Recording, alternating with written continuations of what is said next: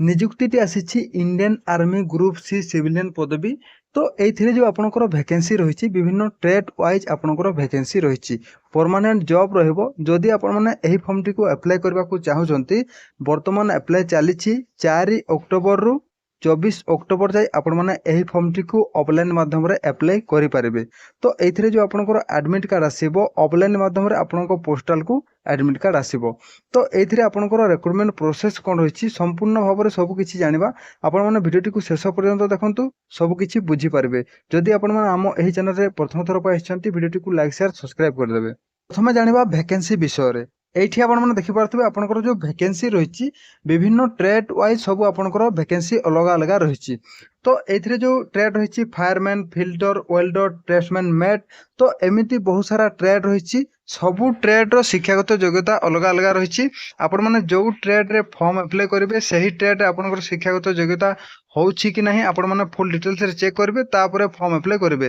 तो यही PDF T को मु टेलीग्राम चैनल रे सेंड करदेवी आपण मैंने सेठू ए पीडीएफ टी को पाई पारे एवं फुल डिटेल्स रे चेक करके आपण मैंने फॉर्म अप्लाई करेंगे।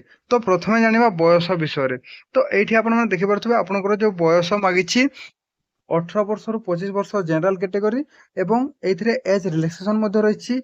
एससी एसटी कैटेगरी जदि आपण माने बिलोंग्स करछन्ती ताहेले 5 वर्ष रो एज रिलैक्सेशन आपण माने 18 वर्ष रु 30 वर्ष पर्यंत अप्लाई करि पारबे। जदि आपण माने ओबीसी कैटेगरी बिलोंग्स करथबे ताहेले 3 वर्ष रो एज रिलैक्सेशन आपण माने 18 वर्ष रु 28 वर्ष पर्यंत एही फॉर्म टी को अप्लाई करि पारबे।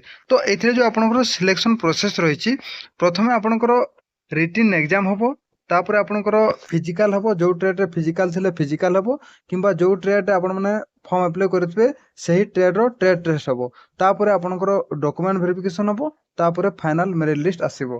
तो जानिबा आपनकर जो एग्जाम हबो को टॉपिक रो क्वेश्चन आसीबो एवं केते मार रो एग्जाम हबो टाइमिंग कोन रहिछि। तो आपण माने देखि परथबे एठी जेते सारा ट्रेड रहिछि एही ट्रेड मानक पई जो क्वेश्चन आसीबो 150 टा क्वेश्चन आसीबो 150 मार रो एग्जाम हबो। तो को टॉपिक रो आपनकर क्वेश्चन आसीबो ना आपण माने देखि परथबे रीजनिंग रू तापर रहिछि जनरल अवेयरनेस तापर रहिछि जनरल इंग्लिश तापर रहिछि मैथमेटिक्स तापर रहिछि आपनकर जो ट्रेड रे फॉर्म अप्लाई करथिबे सही ट्रेड रू आपनकर किछिरा क्वेश्चन आसीबो।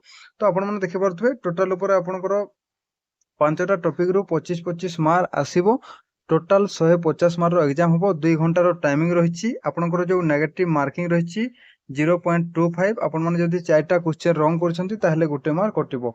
एही बढ़िया हिसाब रे आपनकर सब एग्जाम होबो आपण माने देखि परथबे।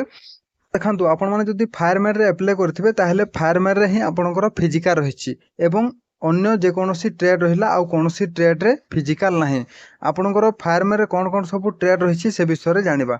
तो आपण माने जदि फायरमैन रे अप्लाई करथिबे ताहले आपनको हाइट 165 सेम होतबा को पड़िबो एवं एथिरे आपनकर जो चेस्ट रहिछि 81.5 सेम रो आपनकर एक्सपेंडेंट 5 सेम फुले सारला परे 85 सेम होतबा को पड़िबो एवं जो वेट रहिछि 50 केजी एवं एथिरे जो आपनकर फिजिकल रहिछि 63.5 केजी आपनको 183 मीटर 96 सेकेंड रे कवर करबा को पड़िबो एवं 2.7 मीटर आपनको लॉन्ग जंप एवं जोटा कि आपनको रस्सी 3 मीटर आपनको चढ़वा को पड़िबो।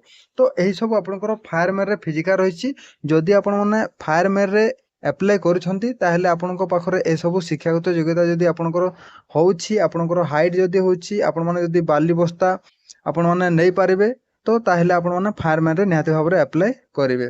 तो एही सब आपनकर रिक्रुटमेंट प्रोसेस रही आपण मैंने सबकि फुल डिटेल्स जानी सारी निहाती भाव में आपंकर जब शिक्षागत योग्यता हो फॉर्म टी अप्लाई करेंगे ऑफलाइन माध्यम फॉर्म अप्लाई करेंगे। ये आपने देखिपे आपने केमती कौन यही फॉर्म टी अप्लाई करेंगे तो से विषय फुल डिटेल्स दिखाई आपण मैंने पीडीएफ टी को पढ़ी की फुल डिटेल्स अप्लाई करेंगे एवं पोस्टाल माध्यम फॉर्म टी को आपण मैंने अप्लाई करेंगे।